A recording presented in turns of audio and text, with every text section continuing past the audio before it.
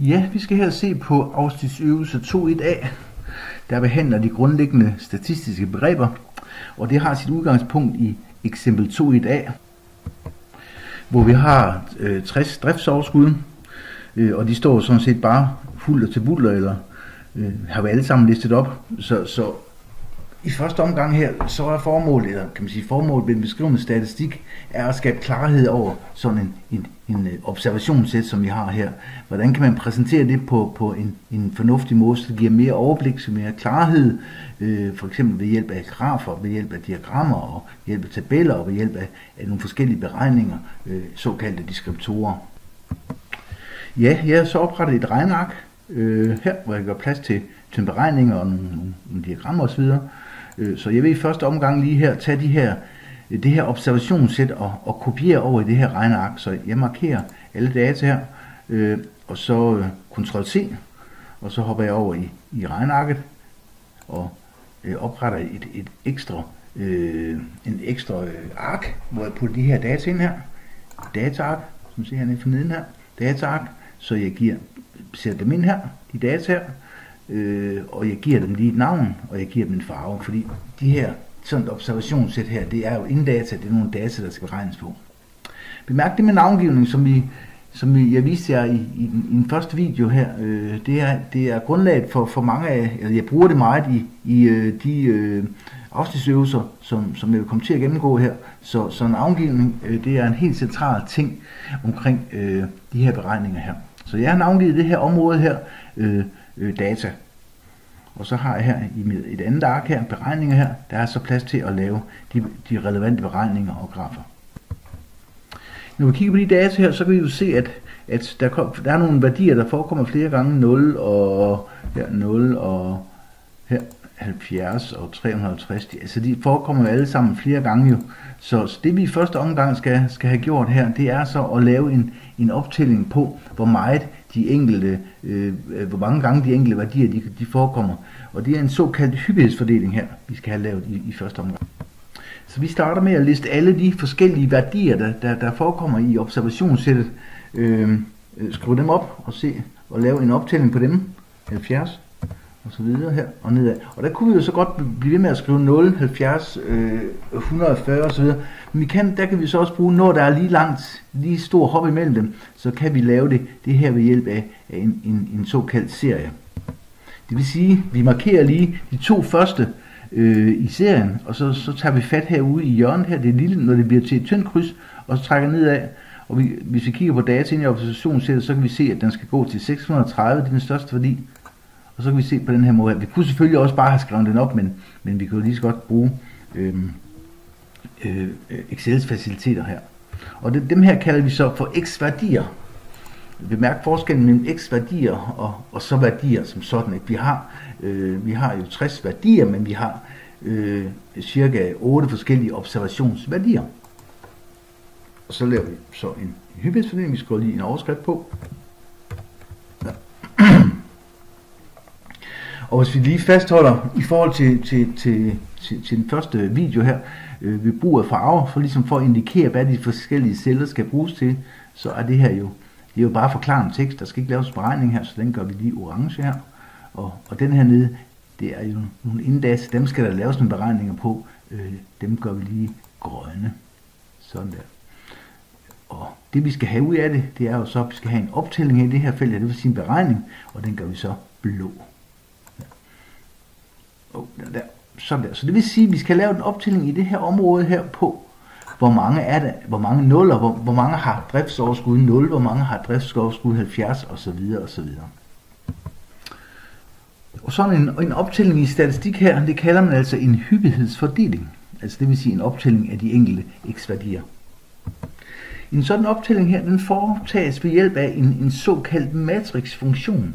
Det vil sige, det er så en funktion, der laver nogle beregninger på et større område af celler. For at foretage sådan en beregning her, så skal Excel have nogle informationer til den funktion, den skal bruge.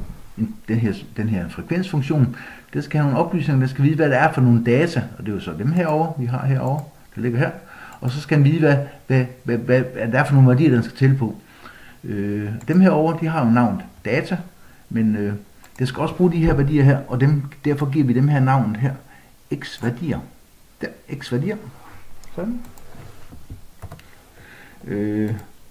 Og så, når vi skal lave vores formel, er det vigtigt, at vi er meget omhyggelige med det, fordi det er en lidt anden måde at bruge funktioner på. I første omgang, så markerer vi området her, hvor vi skal have vores beregninger på. Og så starter vi med at skrive vores navn på funktionen, og det er frekvens. Og så ser vi her, at Excel jo skriver den her, den funktion, vi har fundet, og den skriver, hvilke parametre, det vil sige de tal, der indgår eller værdier, der indgår i formen, det kalder den parametre eller argumenter. Så den skal bruge en datavektor, og det er jo så dem, vi har kaldt data. Og så skal vi skrive et semikolon, det kan vi se her. Og så skal vi skrive en intervalvektor, og det er i tilfælde her vores x-værdier her. Og vi kan se, så snart vi skriver x-værdier her, det første x, så forestår den, at det er den, der her x-værdier. Så vi dobbeltklikker bare på den her, og så slutparentes. Og så passer vi på, fordi normalt, når vi afslutter en funktion, så afslutter vi med enter. Men ved en frekvensfunktion, så afslutter man kontrol, skift og enter. Det står også i teorihæftet under gennemgangen af de her, den her opstilling her.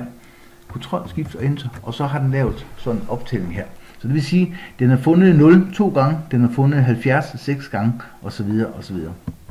Den her beregning her, den er ret vigtig set i forhold til de øvrige tabeller, man kan lave, og alle vores diagrammer, vi skal lave. Så det her er den helt centrale funktion, at man er i stand til at lave den her og bruge den her frekvensfunktion. Og som I kan se her, så har jeg lige gjort plads til, at vi kan lave de andre grundlæggende tabeller, det vil sige vores kumulerede hyppighedsfordeling, frekvensfordelingen og den kumulerede frekvensfordeling her. Og jeg lige giver dem de rigtige farver, jeg lige det højre stille dem her. Så den vi skal have fat i her, den beregning her, vi skal have fat i med den kumulerede hyppighed, som vi kalder det. Vi kan se den også i teorihæftet. Og når vi skal lave beregningen her på den kumulerede hyppighed her, den er sådan lidt speciel. Der skal man lige passe på med den første linje, fordi den kumulerede hyppighed, det betyder jo, hvor mange har observationen 140 og derunder, hvor mange har observationen 210 og derunder, og det vil så sige summen af alle dem her. Så regneark teknisk her, der siger vi bare, at den første linje her, den er så lige med den første herovre, enter. Den anden linje derimod, den er lige med den første, den herover igen, men så skal den lægge den foregående til, den foregående opsummeret til, så vi skriver lige plus her, enter, og så tager vi den her, og så trækker vi den ned her. Så det er sådan, kan man sige, det er bare regneark teknik, hvordan man stiller sådan noget op. Og der kunne vi jo godt have givet den første række her et navn. Jeg tror nok, det har gjort i eksempel i teorihæftet, men ikke nødvendigt. Altså, navne skal man så vidt bruge, men nogle situationer, så kan man godt springe det over, så er det ikke så helt så afgørende. Godt, så skal vi have lavet frekvensfunktionen her. Så det vil sige, hvor stor andel, eller hvor mange procent, og der skulle ind i procent her, stå procent bagved, hvis det er helt rigtigt her, skriver lige her. Hvor mange procent har et driftsoverskud på 0, hvor mange procent har et driftsoverskud på 70. Så det procent, det vil så sige set i forhold til antal af observationer. Så der skal vi så lige have lavet en lille beregning først. Og den beregning, den skal vi jo have til, vi skal have Excel til at beregne, hvor mange observationer der er i observationssæt. Der er jo 60, det ved jeg godt, men vi skal lige have Excel til at beregne det. Og det gør vi så med tæl-funktionen. L, og så det skal tælle data. Og enter på helt almindelig vis. Og vi giver selvfølgelig, den skal have et navn, det felt der, så vi kan referere til den. Og det er vigtigt, at den har et navn, og man ikke bare bruger en gammeldags cellereference. Så den skal hedde antal ops. Godt, så kan vi gå herop, og så nu kan vi så sige, at den her, hvor vi skal have den procent, den er så lige med de to her, divideret med antal ops. Så skal vi have det i procent her, så skal vi gange i 0,000. Sådan der. Og så den kan vi jo så trække ned, fordi det er den samme beregning hele vejen. Sådan der. Og det kan vi jo så se her, nu bruger Excel, den bruger det her flydende konvertering, så den sætter bare komma, når det er nødvendigt. Og der kan vi jo så lige markere området her, mens vi har markeret, så sige til Excel, altså vi behøver ikke decimaler her. Så vi tager lige den her funktion her, den forkerte vej, den der, og så siger jeg, at vi skal ikke have nogen decimaler her. Der. så har vi den bare som hele tal. Godt, så skal vi så have den kumulerede frekvens, og det vil så sige, hvor mange har et driftsoverskud, hvor stor andel, eller hvor mange procent har et driftsoverskud på 70 eller derunder. Så der skal vi også have den første linje er speciel, den er så lige med, det skal så referere til fx'eren. Ja, der har vi så de 3% her.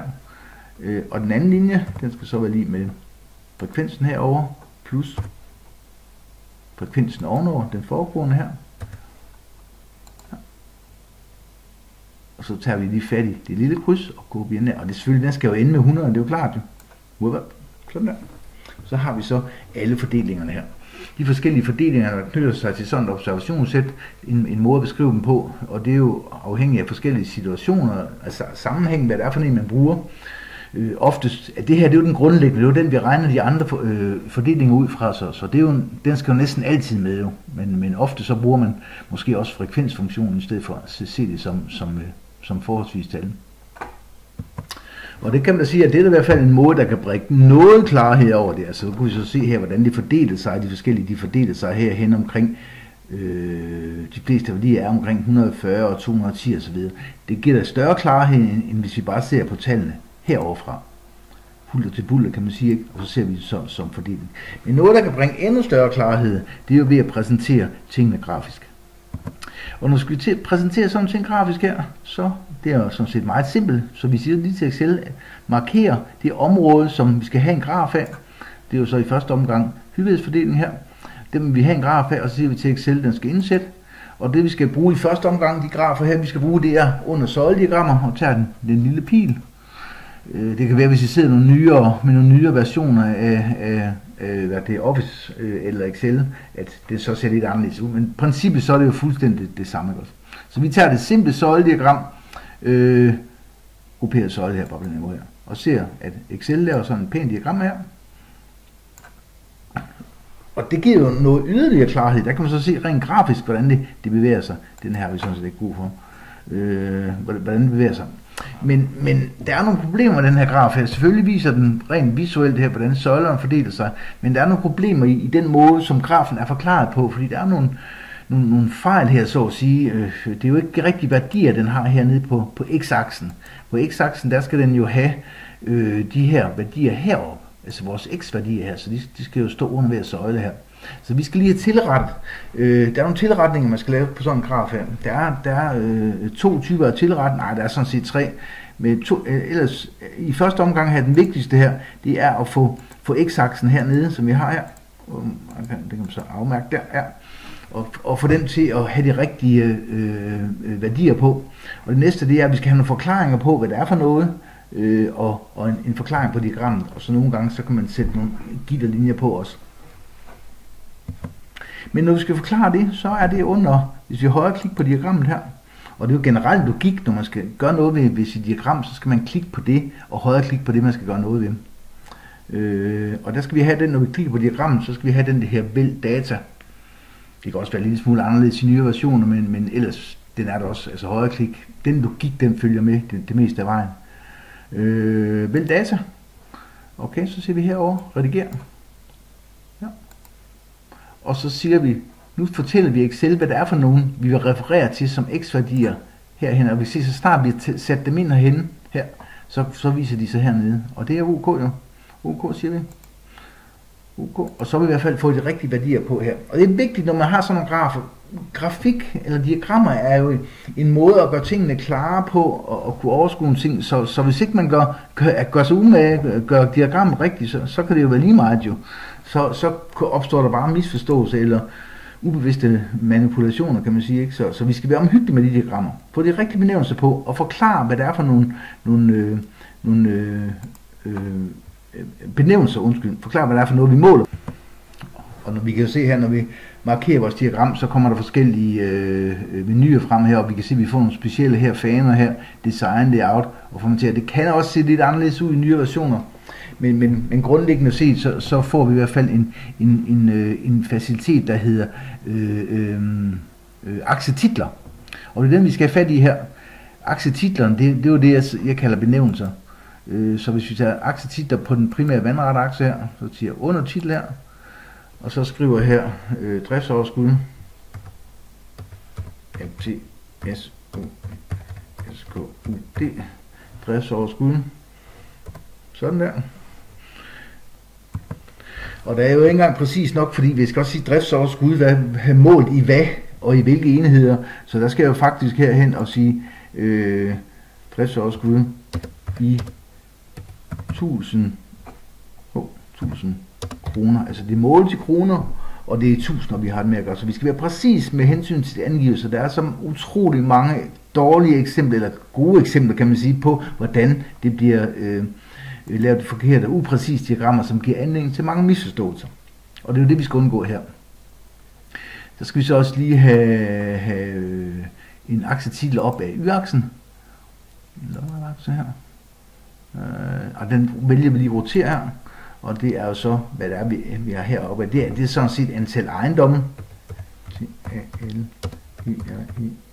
Antal ejendomme. Og der kan vi så skrive, at den måler vi jo så i h af x. Sådan antal ejendomme hx. Sådan der. Og så lige til sidst her, skal vi så lige have en diagramtitel på. Her, den er over diagrammet her. Og det er jo så ikke helt så afgørende, det er jo bare en titel på det, men jeg skulle jo gerne sige noget om, hvad det er for noget, de her diagram, det handler om jo.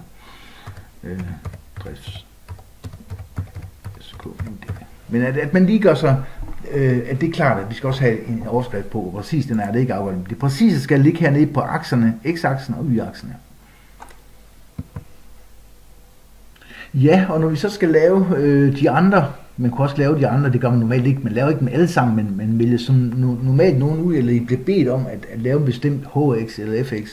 Men lige for at vise her, hvordan vi laver dem her, så vi kan sige, at her har vi så, den er så baseret, den vi har lavet er baseret på hx, og så kan vi jo se, hvis vi laver lidt med lidt matematiske snille, altså den her fx, frekvensfunktionen, frekvensfordelingen, det vil faktisk blive fuldstændig den samme, fordi alle værdierne her er jo sådan set bare divideret med 60. Så det vil få den samme fordeling. Det vil se lige ud.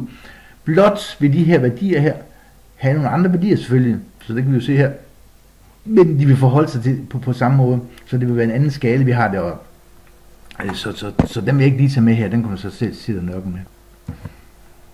Jeg vil lave fx-fordelingen her, fordi man kan sige, at fx-fordelingen den får også samme udseende her som hx. Men jeg vil lave fx-fordelingen her, så jeg vil markere fuldstændig som jeg gjorde før, markere den, og så sige, at det med indsæt her, og der skal jeg også have et diagram, og et søjlediagram, fuldstændig magen til, og så laver den så en pæn stigende fordeling herhen af. Og det kan vi se, det svarer til, at sådan en kumuleret, den er ophobet, så vil den jo altid være stigende. Og som I kan se her, så er jeg så også sat benævnelser på fuldstændig som herover. Det er fuldstændig på samme måde jo. Der er bare lige forskellen her, der er kaldt det store fx, altså antal ejendommer, og så store fx, og så kan overskriften lidt anderledes, fordi det er jo kumuleret driftsoverskud, vi har her. Når man har sådan en kumuleret driftsoverskud, så skal lige en lille detalje, fordi hvad vil vi gerne have de her søjler her til at hænge sammen. Og der kan man ikke finde en graf under indsæt, under diagrammer. Der kan man ikke finde en graf, for det ser sådan ud. Vi skal derimod bruge et andet lille tricks. Vi skal lige se, hvorhen formatere dataserien, og så sige, at afstanden mellem søjlerne skal være lige med 0. Luk, og så ser det jo så pænt sådan her ud her. Ja, så vi har nu lavet en forskellig tabelfremstilling her, tabellariske fremstillinger af store, eller hx og store hx og så videre. På baggrund af det har vi så lavet nogle grafer her, sådan der, og det vi skal til nu, det er at se på, hvilke enkelttal, der kan sige noget om observationsmaterialet, der kan beskrive det på en fornuftig måde. Og det helt almindelige tal, som vi selvfølgelig kender i forvejen, jo, det er sådan noget som gennemsnit. Det her i statistikken her hedder det middeltal. Man kan godt se på summen, og der er andre ting, man godt kunne kigge på her. Men jeg prøver lige at lave sådan en opsætning her på de forskellige relevante deskriptorer. Ja, og de tager så udgangspunkt i teorihæftet, de forskellige, der er de gennemgået mere detaljeret, hvad det betyder osv. Men vi skal kigge på her, hvordan vi ordner det i Excel her. Og i første omgang, der har vi det her typetal, og den er lige med den her hyppigst. GST. Og det alle sammen bruger data som argument næsten. Ja, data. Sådan der. Data. Så det vil sige, at typetal, det er den værdi, der forekommer hyppigst. Det vil sige, den højeste søjle hernede. Så kan vi lave minimum, maksimum. Minimum. data. Vi kan lave maksimum på data. KS. Det er forkert. KS. Data. Vi skal lige have lighedstegn med. Sådan er maksimum på data. Vi skal have middeltallet, og det er også det, man kalder gennemsnittet. Jeg er lige med, og den hedder, funktionen hedder middel. Og der er flere variationer af det. Inden for Excel kan I se her. Der er noget, der hedder middel hvis og så videre, men vi skal bare have den, der hedder middel. Det kan godt være, at der er nogle versioner af Excel, hvor den her gennemsnit. Men vi fandt middel af data. Ja.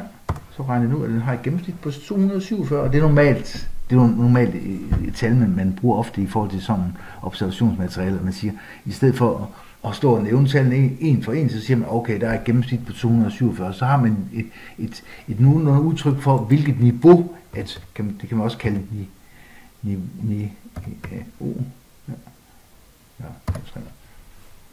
niveau. Ja. Så det er et udtryk for talmaterialets niveau. Det ligger der omkring.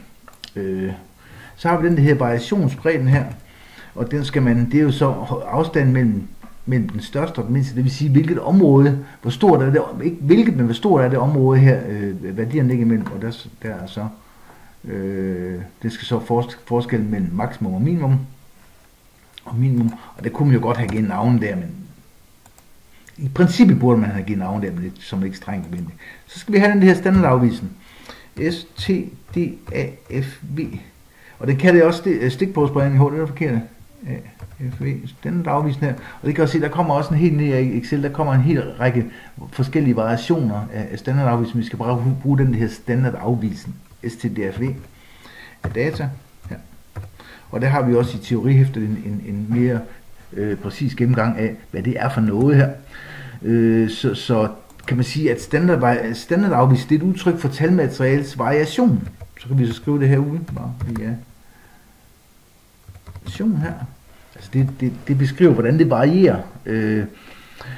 Og det betyder jo faktisk, at du skal have en tolkning på tallet her. Hvad er det 232 for noget? Jo? Det vil sige, at den i gennemsnit ligger, altså observationerne i gennemsnit ligger på en afstand på 132 fra gennemsnittet.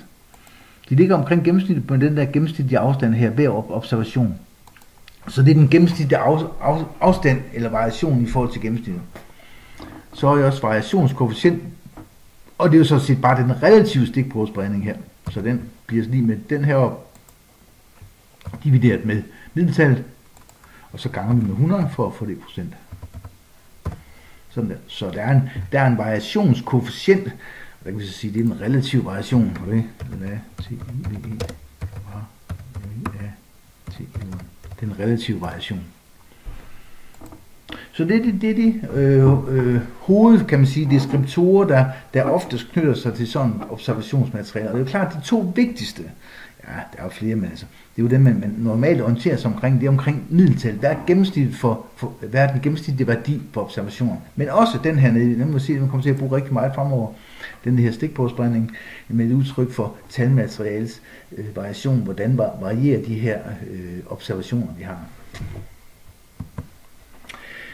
Tre andre, som er måske lidt mere tricky, det er dem, der hedder, fraktiler. Og hvis nu vi starter den her 25% fraktilen her, og den er næsten lettest at se grafisk, og det kan man så gøre på sin kumulerede fordeling her, så den kan aflæses på StorFX. Det er derfor også, jeg har lavet StorFX. Og der kan vi gå ind og tage 25% fraktilen, det vil sige, at vi går ind og finder 25 her, og så går ud og aflæse her. Og det er jo så lidt dumt her, hvordan vi indretter vores graf, og derfor så endte vi lige den indretning der, så jeg laver lige markerer de her y-værdier her, og så højreklikker på dem, og så, nej, det var sgu forkert her, der, højreklikker på dem der, og så formaterer akse, og så tager jeg, at enhederne her, de skal i stedet for, siger faste enheder, de skal i stedet for være 25, så passer det jo være med de her fraktilværdier her. Så det vil sige, så får jeg nogle linjer her, så er det jo meget let at aflæse det, fordi jeg skal aflæse her, 25 skal jeg gå ind og aflæse her, og så gå ind og se, hvor den rammer trappen. Og den rammer så her. Egentlig så skulle vi også lige have sat dem her nede her højre stillet her, så passer det jo bedre, hvis vi lige siger. Nej, det behøver sådan ikke. Men 25 her går vi ned i aflæs her, og så ind til højre her, så det er 140. Så skriver vi her 140. Og så tager vi 50, det vil sige 50% fraktilen her. Går ind og aflæs for den rammer trappen, og det er 120. Og så tager 75% fraktilen på fuldstændig samme måde, hvor den kommer ned hen, den kommer her ned, det vil sige 350. Noget. Sådan der. Og så det kan man sige, hvis man skal have en fortolkning der på de her fraktiler her, så vil, hvis vi tager 50% fraktilen, det er jo næsten den letteste. Det er den værdi, det er den observationsværdi, der deler observationsmateriale i to lige store grupper. Det vil sige, at der er 50%, der har værdien 120, eller et driftsoverskud på 120 eller derunder. Og den her 25, der er så 25%, der har et driftsoverskud på 140 der. Det var sgu da forkert, det der 50% fraktilen. Det er 210. Nå, sorry. 1-0. Sådan der. Så passer det her. Men man kan altså også beregne de værdier her med en funktion i Excel. Når man har sit datamateriale, så kan man så beregne det. Og det er den funktion, det her fraktil. Fraktil her. Og af data. Der skal vi bare fortælle, hvad der er for en fraktil her. Semikolon her, og så det her den, i decimale tal 0,25.